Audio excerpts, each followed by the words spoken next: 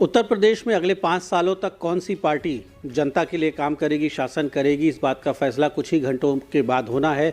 लेकिन उत्तर प्रदेश के ज़्यादातर मतगणना केंद्रों के बाहर समाजवादी पार्टी के कार्यकर्ताओं की भीड़ जमा हो गई है। कई स्थानों पर हंगामे की खबरें आ रही हैं और सपा कार्यकर्ता सरकारी गाड़ियों को चेक कर रहे हैं। पुलिस प्रशासन और मजिस्ट्रेट की गाड़ियों को रोक कर चेक कर रहे हैं।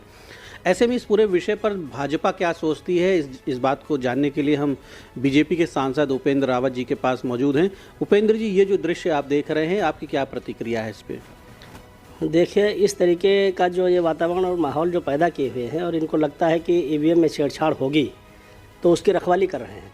मुझे लगता है कि ये पूर्वाग्रह से ग्रसित हैं और इनको ये अनुमान है कि गड़बड़ी कैसे होती थी, इन लोगों ने किया भी होगा, तो इनको लगता है कि भाजपा भी ऐसे ही करेगी। लेकिन आपने देखा है कि भाजपा कहीं चुनाव में कहीं जोर जबरदस्ती करती नहीं है, सिर्फ जनता का मैंडेट लेती है और फिर जो है उसका जो है अनुसरण करती है, उसको पूरा मानती है। तो इसलिए ये लोग जो है इस तरीके का व्यवहार कर रहे हैं। अभी जो बनारस में इन्होंने दिखाया कि वहाँ पर जो है ईवीएम ट्रक पे लद करके जा रही थी, उसको जा करके पूरे प्रदेश में एक माहौल ख़राब करने का काम किया। बनारस के डीएम ने, वहाँ का पूरा प्रशासन, जितने भी वहाँ के प्रत्याशी थे, सारे प्रत्याशियों को बुला करके, मुझे लगता है 10 प्रत्याशी थे, तो संख्या जितनी भी हो सबको बुला करके और उनको पूरा ईवीएम का नंबर चेक करवाया गया है। जहाँ पर ईवीएम रखी हैं और जो इशू हुई थी वो नंबर चेक कराया गया है। जो ये दिखा रहे हैं गाड़ियों पर लद करके जाने का, उसमें प्रशिक्षण के लिए वो जा रहा था कि काउंटिंग में जो कर्मचारी लगेंगे उनको एक ट्रेनिंग देनी होती है।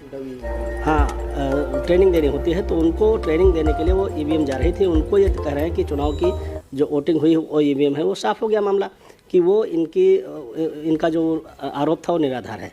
और मैं तो इसको ये कहूँगा कि ये है पूर्वाभ्यास कर रहे हैं, मतलब ये रिहर्सल कर रहे हैं, क्योंकि कल इनको हार का मुँह देखना पड़ेगा। उसके बाद में ये क्या चिल्लाएंगे, क्या रोएंगे, किस तरीके से रोए चिल्लाएंगे, उसका रिहर्सल ये कर रहे हैं। जैसा कि जनता कहती थी कि अगर समाजवादी पार्टी की सरकार आएगी तो पूरे तौर से गुंडागर्दी होगी, तो पूरा का पूरा वो चरित्र अपना उजागर कर रहे हैं। सिर्फ अधिकारियों की और पुलिस की गाड़ियां नहीं, निर्वाचन आयोग की गाड़ियां नहीं, आप देखिए सोशल मीडिया पर एम्बुलेंस को भी रोक करके, और सिर्फ रोकना ही नहीं, बाहर से देखना ही नहीं, बल्कि अंदर घुस करके, जहाँ पर मरीज़ लेटा हुआ होता है वहाँ पर 3-3 कार्यकर्ता घुस करके जाते हैं और उसको चेक करते हैं।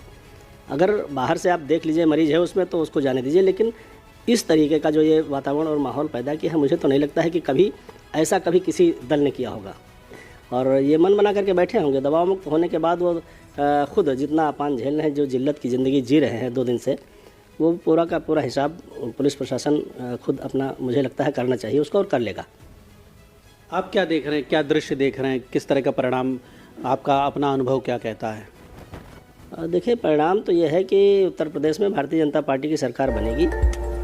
लेकिन ये इनको कहीं ना कहीं जो एग्जिट पोल देखा इन्होंने, तो उसमें इनको लगा कि हम हार रहे हैं।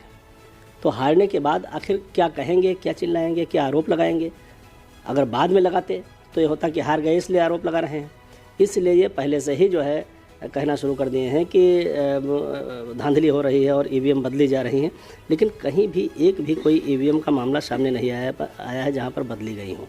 कि बंगाल है, राजस्थान है, झारखंड है, वहाँ पर जब भारतीय जनता पार्टी हारती है तब ईवीएम पर सवाल नहीं उठाते हैं, और जब उत्तर प्रदेश में जो है समाजवादी पार्टी हारती है तब ईवीएम पर सवाल उठाते हैं।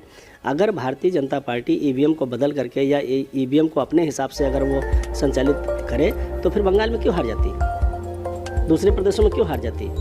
इससे ये साफ है कि कहीं पर कोई बेईमानी की कोई गुंजाइश नहीं है। ईमानदारी पूर्वक चुनाव होता है, जहाँ जिसको जनता का बहुमत मिलता है वहाँ उसकी सरकार बनती है।